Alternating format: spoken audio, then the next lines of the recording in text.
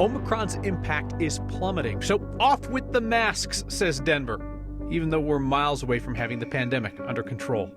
A sheriff live streaming Law and Order, even a car chase. He says it's not about entertainment, but tells people to grab their popcorn. A small county shows how layers of emergency alerts can work in a tough situation. And my hopeful pick to buy the Broncos is out. Source says he's got more important things to worry about. All that is next. Shakeup appears to be going down tonight in one of Colorado's largest school districts, Douglas County, where conservatives recently won control of the board. And according to their colleagues who abruptly called a meeting tonight, the conservative majority is trying to force out the superintendent. Corey Wise has been with Douglas County Schools for 25 years. 3 board members who were in the minority say that they were approached last Friday with the news that the board president and vice president had asked Superintendent Wise to resign. And if he wouldn't go on his own, those board members were informed that the majority, the conservatives, were prepared to force him out. When asked why they're removing the superintendent, the board president reportedly said, "District needs to get back to academics." Board members discussing this are concerned that this was going down privately as opposed to a public meeting, so they called a meeting to discuss it, which they are doing right now. Mask and vaccine requirements are lifting because so many Coloradans have caught COVID recently. The state epidemiologist says half of Colorado's population has had the Omicron variant. Between infection and protection from boosters, the state's thinking like 3/4 of us are immune to the current strain. It could be 80% immune by weeks. Now, that said, if you've managed to avoid catching COVID, the state's public health experts are not suggesting you go out swapping droplets trying to get it. Right now, they estimate that probably about half of Colorado's population has been infected with the Omicron variant, and they anticipate that by the end of February, that number could be 65% or potentially higher. So a lot of this is really coming from recent infections that have occurred, plus their understanding of the level of protection specifically against Omicron for individuals that have been vaccinated or received booster doses. Getting vaccinated and getting a booster dose is really what's going to offer you the longest lasting, most consistent protection going forward. We know that that's really where the greatest protection against severe disease is going to be. So Denver's going masks off Friday will allow its mandate to expire. And with it goes the sister program where businesses could require vaccines instead to avoid masking inside. The city is pointing toward downward trends in cases and hospitalizations and the positivity rate for why they're lifting the mask order. It will remain in place, however, for schools and child care centers until further notice in Denver. And we should note that businesses themselves could keep the mandate in place if they choose to do that. The mayor today basically asked people not to flip out in rage if a private business asks you to mask. I want to be clear and ask the public, please, this is no reason to give their staff a hard time, cause a scene, or inappropriately harass people just because they are enforcing their business requirements.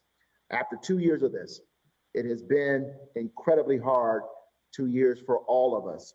We need a little less anger and petulance and a little more understanding for folks towards one another. Tri-County is discussing whether to follow suit with Denver and ditch its mask mandate.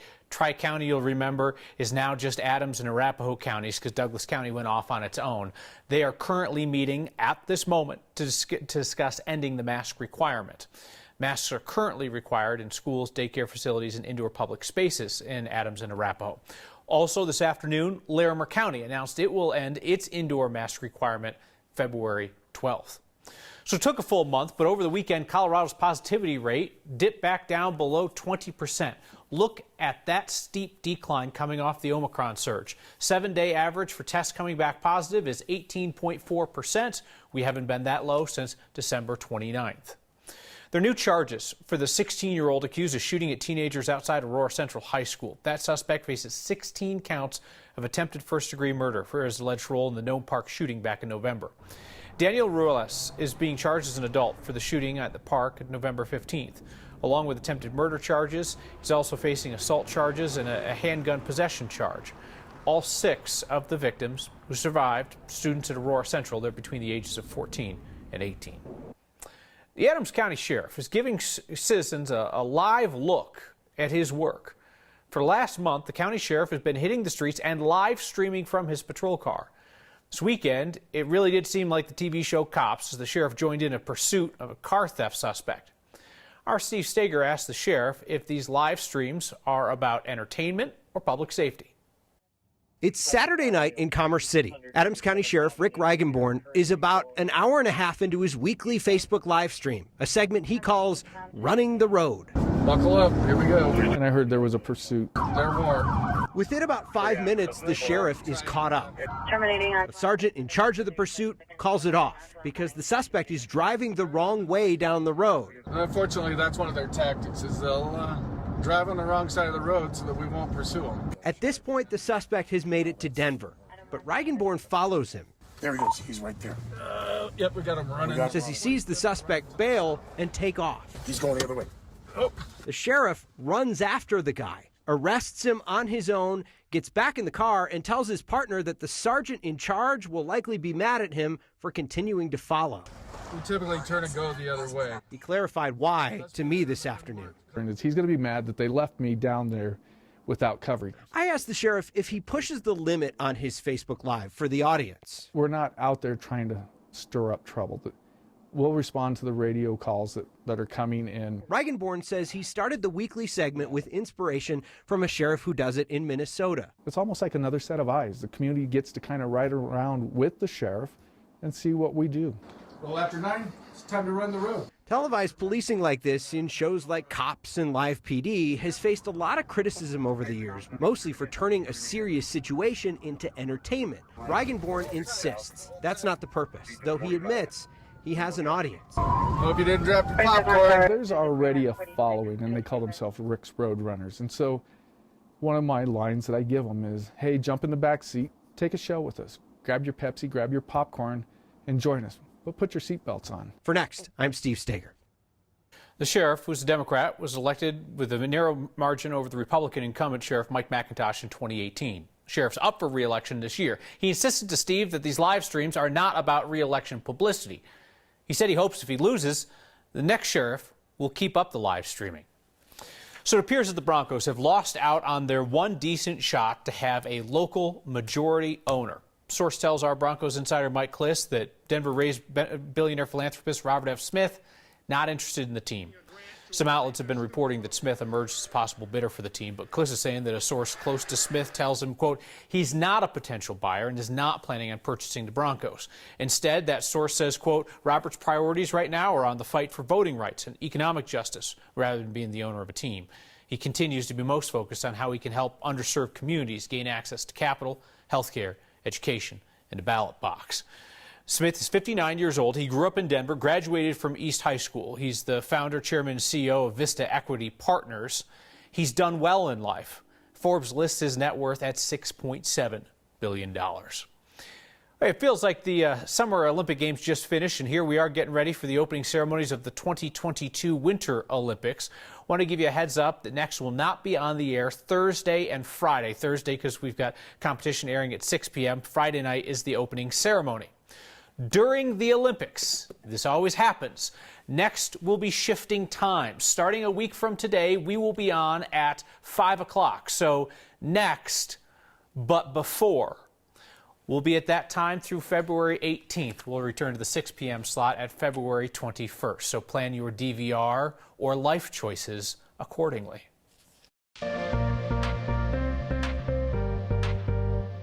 What a way to say goodbye to January with clear skies, sunshine today, and highs 15 degrees above average, 60 in Denver. It all changes tomorrow. A series of weak cool fronts will come through ahead of the Arctic front, which will arrive late Tuesday into Wednesday. That's when Denver goes under the winter weather advisory for 3 to 6 inches of snow. No problems with the drive tomorrow morning. Tomorrow night, the snow really starts to fill in. Again, this area, 3 to 6 inches of snow, including Denver. Heavy snow and potential for avalanche danger in the southern mountains with a winter storm warning posted there. Some of the heavier amounts will be found along the Front Range foothills, 4 to 8 inches of snow. And so it'll be colder tomorrow, a high of 33, winter weather advisory. We'll see 3 to 6 inches of snow with a high of 16 on Wednesday, clearing and cold, a low of -4 on Thursday morning. 98 degrees, popular boy band I did not listen to in high school. 91 degrees, the difference between the lowest temperature in Colorado today and the highest. Kremling hit -24, down southeast in Springfield, a balmy 67. A rural county chose differently than Boulder County during the Marshall Fire. They did want the state to send out an alert. Look at how it worked. Animals face the music. No, a lot of people don't associate rhinos with keyboards. And the real concern about the so-called Colorado car wash. Next.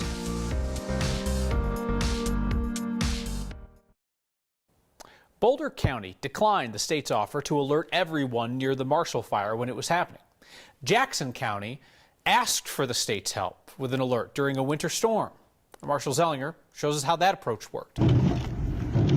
When Jackson County saw more than a foot of snow earlier this month, multiple highways were closed. To alert the public, the county administrator got help from the state to send a wireless emergency alert, a WIA, the kind of text message that hits cell phones within a certain radius. I just wanted to ping every cell phone in Jackson County. The people stuck were not locals, the people that were stuck here. So that was the rationale behind that. Jackson County uses code red for its opt-in emergency notifications. For this storm, the county only used the WIA text alert. Truthfully, the reasoning behind not using that is if there was someone that was not registered with that system, they wouldn't get the alert. We sent that out and let people know about where the shelter was, the address of the shelter, and the fact that the roads were still closed. This is how you build an alert. That alert was sent with the help of the state's Division of Homeland Security and Emergency Management. You can target it with a polygon, or you can target it by basically picking a county. By asking for the state's help, someone in Jackson County had to communicate with someone from the state about what they wanted the message to say. The state helps narrow it down to 360 characters and 90 characters for those phones still using 3G. We absolutely have to have a 90 character because you have to be able to reach those older phones. And one benefit of using the wireless emergency alert, other than not having to opt in, is that the message does not just have to be sent in English. My phone is set for English. If it was set for Spanish, then it would ignore the English message and only show me the Spanish one. Jackson County is eligible to use this system without the state's help, but the dispatchers in the county have yet to go through the 1 to 2 hour training. There is a formal training that the dispatchers have to go through that they have not done yet, and so that's why I went through the state. Jackson County had the state send that same alert the next day to alert new drivers of the roads that were still closed. We found out about Jackson County asking for help when we learned last week Boulder County turned down the state's help during the Marshall Fire. And there were multiple reasons given by Boulder County. Among them, Kyle, was that they had already sent out 7 of the evacuation alerts via the opt-in system, and that the county hadn't practiced coordinating with the state in not a real live situation. But what you and Steve Steger are finding out is that these are complex situations that Colorado's 64 counties are all individually wrestling with, trying to figure out what works best for them and in which situation. It was interesting to hear Jackson County say, I wanted to reach people that weren't going to be opted in, but there are some counties that are going to do both, the opt-in and this system that we've heard people say, I've got one provider and I didn't get the automatic text message, where my friend had a different provider and they got it, and we don't have an answer for why that works in certain situations. Marshall, thank you. Denver's creative community is united in grief with the loss of 4 artists in that mass shooting that killed 5 people last month. Your Word of Thanks microgiving campaign last week raised almost $12,000 for the nonprofit Redline Contemporary Arts Center as they start a new grant fund advised by the families of the victims to support artists who are doing the kind of social justice work that mattered to those who were lost. The fund's going to have a particular focus on Indigenous artists and women of color in the arts. Your Word of Thanks microgiving campaigns, $5 at a time, have now raised more than $8 million for Colorado's small to mid-sized nonprofits since you got started with this in 2020. We'll be back with our next great idea on Wednesday. Every once in a while, music can be heard at the Denver Zoo. Even with people, we find certain sounds and certain rhythms really interesting and captivating, and I can't say that's not the case for animals as well. It's the animals in concert. Next. Ask me to imagine the life of an animal at the Denver Zoo. Last thing I would picture is music. But sure enough, it's there. No, a lot of people don't associate rhinos with keyboards. What do you think? There you go. But this is part of our behavioral enrichment program that we use here. Is you a musical rhino? I am Christine Bobko. I am rhino keeper here at Denver Zoo and Toyota Elephant Passage. Animals actually like different sounds and noises. Our elephants really love to make noise too. They're all boys. So they're all kind of, you know, rowdy and rambunctious. Even with people, we find certain sounds and certain rhythms really interesting and captivating, and I can't say that's not the case for animals as well. My name is Katie Vyas, and I am Director of Animal Wellness and Research. And my role here is to manage our animal welfare program. So we really want to promote those natural behaviors that you would see from the animals in the wild. Ooh, that's a good one, Tuna. Exercising that upper lip and using it as much as possible is really, really important to our development. You can see them thinking about it, and you can see them, if they make a certain note and they like that note, they'll go back to that side of the board over and over again. Do you like those noises? Yeah, all really behaviorally stimulating and enriching for our animals. So we definitely do anything we can to encourage that. Good job. What good girls you are. That was photojournalist Brian Wendland behind the lens. Christine Bobko, keeper in the story, says the rhinos and the elephants, they make noise on their own all the time. She's seen the elephants grab sticks and bang them around with their trunks in rhythm. So the other night we showed you what a viewer deemed a Colorado car wash. Moose tongue bathing the road salt off of a vehicle. Barb sent that picture from Rocky Mountain National Park. Then a bunch of you sent us this from the Town of Netherlands Twitter account over the weekend. Looks like a road sign reading, "Do not let moose lick your car." That's a fake photo. It is a real message, though. Colorado Parks and Wildlife says it's not really about the salt hurting moose, but if they come to view our bumpers as salt licks, that inevitably is going to lead to issues between moose and cars and people. It was a blast from the past today. Several hundred messages from all of you that we'd never seen. Got me thinking about how we talk to each other. So it's a different kind of feedback next.